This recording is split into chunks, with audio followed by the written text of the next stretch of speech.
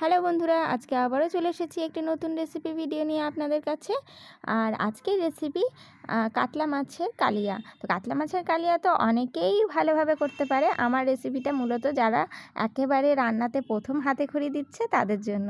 তো আজকের ভিডিওটা শুরু করছি আমি একদিন আগে থেকে। আগের দিন আমরা চলে গেছিলাম একটা পুজোর নিমন্ত্রণ বাড়িতে, যেখানে পুজো হচ্ছিল। তো আমরা তিনজনেই যথারীতি সেখানে হাজির হয়েছিলাম। আর ওখানে একটা ছোট্ট বাচ্চা ছিল যার সাথে মহারাজ খুব ভালো মিশেছিল। আর ওখান থেকে ফিরে এসে আমি এই ঘোলটা খেয়ে নিলাম। আমি সাধারণত চাটা পছন্দ করি না, চাটা খাই না, কিন্তু চা যারা খায় তাদেরকে করে দিই। এবং জানি না আমার কেন চাটা পছন্দ হয় না, জানি না কার কার এরকম আছে যে চা খুব একটা পছন্দ নয়। শীতকালে একটু শখ করে খাই, আর রাস্তায় বেরোলে বা অনেক দূরে কোথাও জার্নি করার সময় হয়তো একটু শখ করে খেলাম। তো আমি এখানে কাতলা মাছটাকে ভালোভাবে একটু লবণ হলুদ মাখিয়ে আমি ভেজে নিচ্ছি। বাই দ্য ওয়ে, আমি কৃষ্ণা, আর আপনারা এখন দেখছেন কৃষ্ণার রান্নাঘর।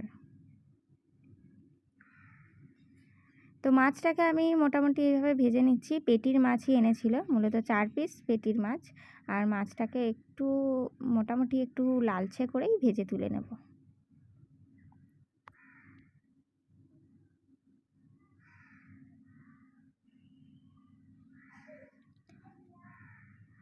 দু পিস মাছ ভাজা হয়ে গেছে, পরে 2 পিস ভেজে নিচ্ছি। আর এখানে মশলাটা করে নিচ্ছি।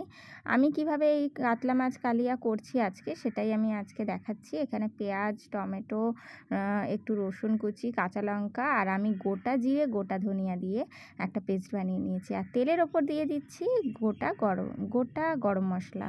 তো তারপর আমি পেস্টটাকে দিয়ে আর একটু ভালোভাবে কষিয়ে নেব। মশলাটা যত ভালো কষানো হবে, তরকারি বা ঝোল যেটা করছেন তার টেস্টটা কিন্তু অনেক বেড়ে যাবে।